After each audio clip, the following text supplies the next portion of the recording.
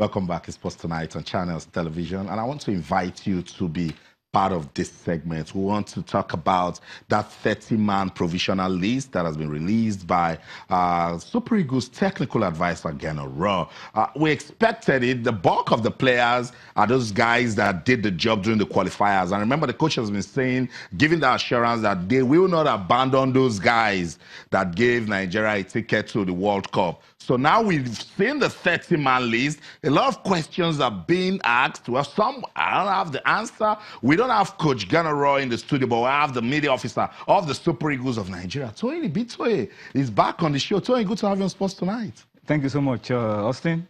I'm so happy to be back. I know. And before we get into this, I saw you at the Sherry Mini Stadium to watch those kids. We saw amazing talent, sir. Yeah, I'm not disappointed. It's always been that way, right from the first edition. The tournament has been getting better and better, and the quality of the kids has also been improving. You know, we started with an invitational tournament so many years ago. Then it became a statewide event, and then a few years after, it became a national event. Wow. And now it has become an international event. So kudos to the organizers, Channels TV, for staying true to the dream of nurturing talents at that level. And I know that in the next few years, we'll begin to see some of the talents that we produced so many years ago take center stage. And you talked about unveiling the 30-man squad for the World Cup. Yeah. In a few years from now, when a provisional list is released, what we'll be doing on Sports Tonight on Channels TV will be to highlight that this guy was at the Channels Kids Cup so years ago. This one was there, you know. That's the dream, and I'm sure we will see the reality. Sitting right here, I could hear Afis Ikotu saying, it's me. Yes.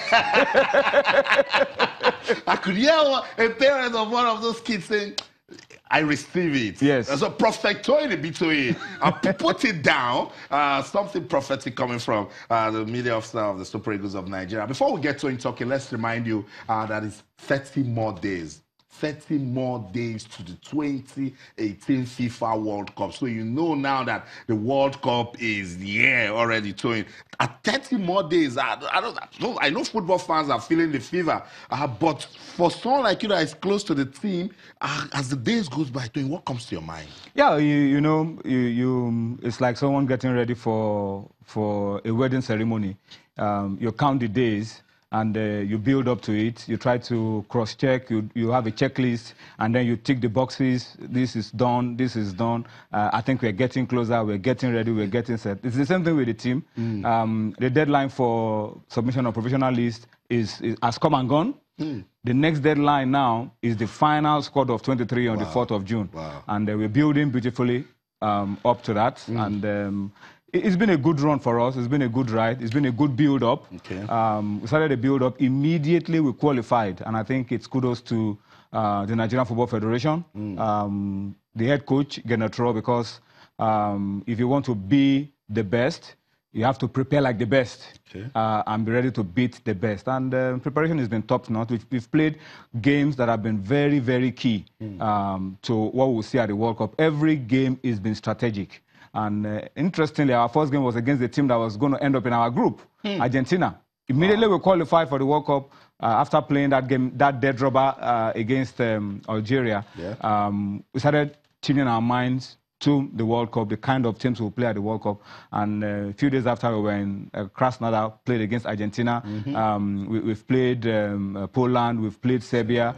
We have Congo DR to come, we have England to come, we have the Czech Republic to come. All of these games have something that they want to achieve with the team. And by the time we are through with those games, we will have a team that is ready to take on the rest of the world. A team that is indeed ready, because at the World Cup, there will be no time to practice. You get to meet the best of the best, and that's why they're doing all of the preparations now. Let's run through the 30-man provisional list. So you get to see it again, just in case you don't know. For the goalkeepers, we have Francis Uzor, that's still right there, Ikechukwu Ezenwa, Daniel Akpeyi, and Dele Ajiboye, plays for Play 2 United. Toyin, let's just talk about the goalkeepers. Any surprise entry for you? No, these are the guys that have worked with us. Unfortunately, we don't have Carl available. And Vincent, that was also in the running at some point with the coach, has also not been able to get playing time. So these are the 4 goalkeepers that we have available to us.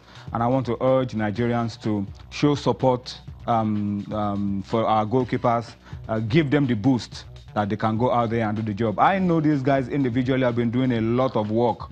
I know the head coach has been deploying goalkeeper coaches to monitor all of these guys and to make sure that they are ready, primed for the World Cup. So let's give them the push, let's give them the support, and hope that the next few days where we are in camp, they can really brush up, they can really be toughened up, be given the necessary exposure and the boost in terms of confidence, so that when the World Cup begins, these guys can hold their own. That's for right. Nigeria. I'm glad you mentioned confidence. Does Francis Uzo, at some point the coaches, they seem interested in him, but does he have the sort of experience needed at the World Cup? Yeah, he's a young lad.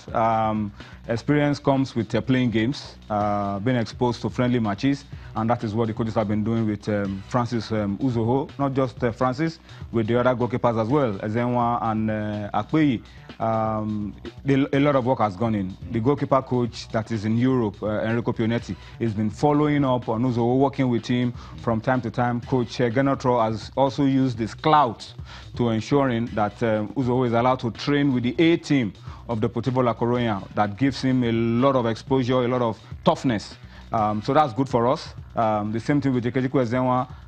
Aloyagu has been on his case, monitoring. The medical crew have also been following up with him. So we have goalkeepers that have been prepared, have been psyched up to go out there and achieve success for us. I just want to tell a quick story.